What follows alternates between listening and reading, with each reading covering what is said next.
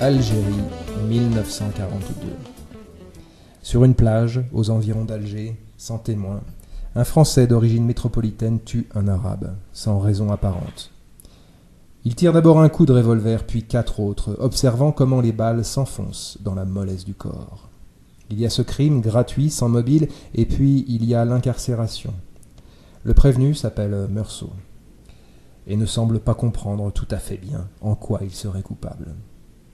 Depuis le début, le personnage est déroutant. Ce n'est pas qu'il manque d'intelligence, il est capable d'analyse et de réflexion. Mais il se trouve la plupart du temps immergé tout entier dans le monde de la sensation pure, de la sensualité immédiate. Le personnage est une conscience qui se nourrit entière et autosuffisante du moment présent.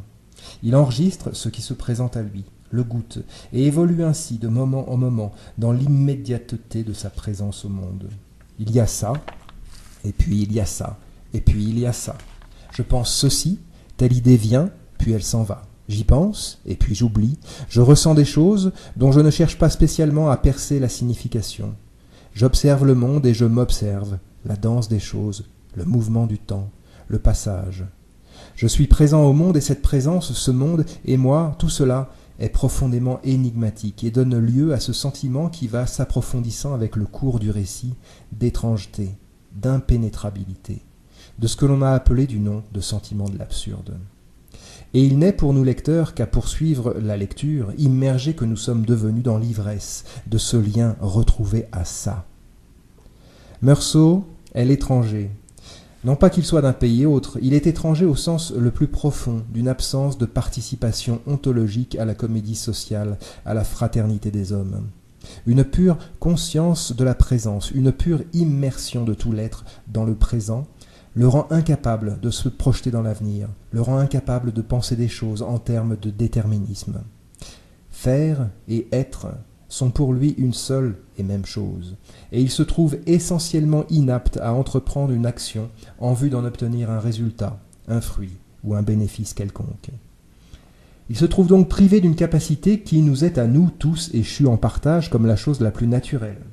Mais il se voit, paradoxalement, doté d'un art qui à nous tous nous échappe et dont nous ne cessons jamais de faire et de refaire le deuil.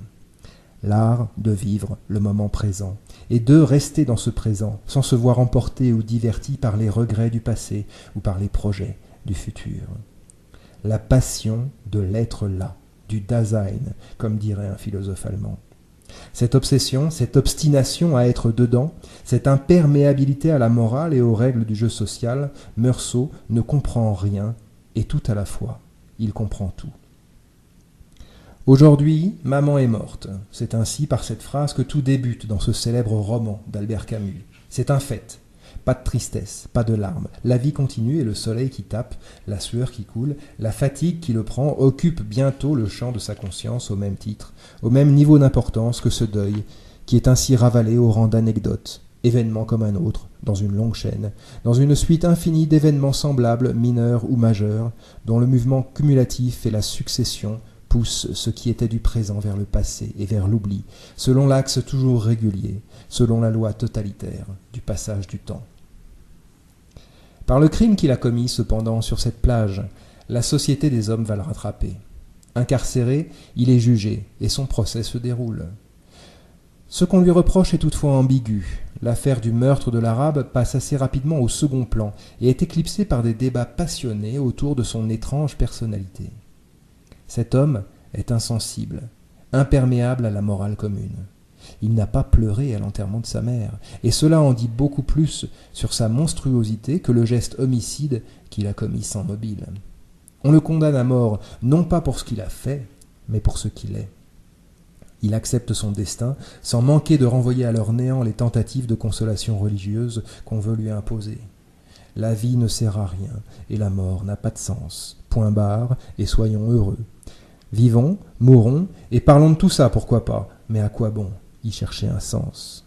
Nihilisme et athéisme, nous sommes apaisés momentanément de la catharsis engendrée par le déversement de ce qui était gardé en réserve. Mais nous ne sommes pas exempts des semences de nos futures inadéquations. Mais il y a autre chose dans L'étranger de Camus. Algérie, 1942. Tout ça ne tient pas debout. Un Européen comme ça qui tue un Arabe sur une plage, sans témoin, dans le cadre de l'Algérie française, et qui se voit condamné à mort pour ça? Franchement, non, ça ne tient pas debout. Il aurait tout simplement pu fuir ou plaider la légitime défense. Au lieu de cela, il se livre à la justice, affirme ne pas regretter son crime, sans être capable, pour autant, d'expliquer pourquoi il l'a commis. Mais de quel crime s'agit-il? Du meurtre de l'Arabe ou du meurtre de la mère? De Meursault tirant un coup, puis 4 sur un type qui ne lui avait rien fait? Ou de Camus, Albert, commettant pour son premier roman le sacrilège d'un matricide symbolique? Aujourd'hui, maman est morte. Et elle est morte parce que je l'ai tuée. Je viens de la tuer in effigie en déclarant qu'elle était morte. Dire, c'est faire. Prononcer, c'est accomplir. Je pourrais bien ensuite tuer tous les Arabes que je rencontrerai, ce ne sera que la poursuite de la carrière criminelle que j'aurais initiée en tuant celle qui m'a donné la vie. Mais celle qui m'a vu naître, moi, Camus, Albert, c'est aussi cette Algérie française, cette terre baignée de soleil qui en 1942 est mienne dans l'immédiateté de sa présence à ma peau. Cette terre que j'aime et dont je pressens peut-être déjà qu'il me faudra un jour la quitter, dont je pressens déjà certainement qu'il me faudra un jour la quitter. Est-ce la culpabilité qui est la conséquence du crime, ou la culpabilité le précède-t-elle? Est-elle là avant? Et le crime ne vient-il en quelque sorte qu'objectiver un sentiment qui était diffus, insaisissable et envahissant?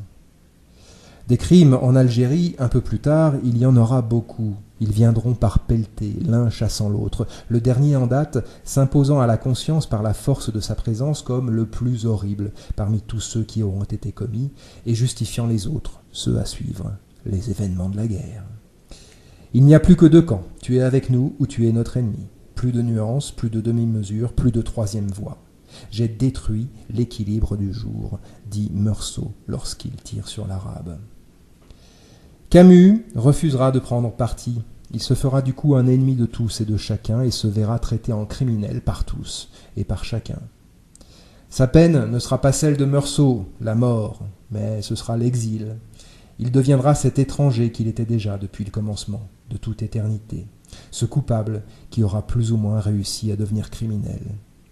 Illégitimité de la présence française, car fait de conquêtes armées, système d'exploitation et de domination coloniale, illégitimité de la lutte armée de libération, où des bandits mafieux, autoproclamés héros d'une juste lutte, s'imposent par la terreur et le massacre exemplaire de tout ce qui leur résiste, pour asseoir ensuite leur position dans un pays certes libéré de la France, mais pas libéré de leur règne, qui dure encore.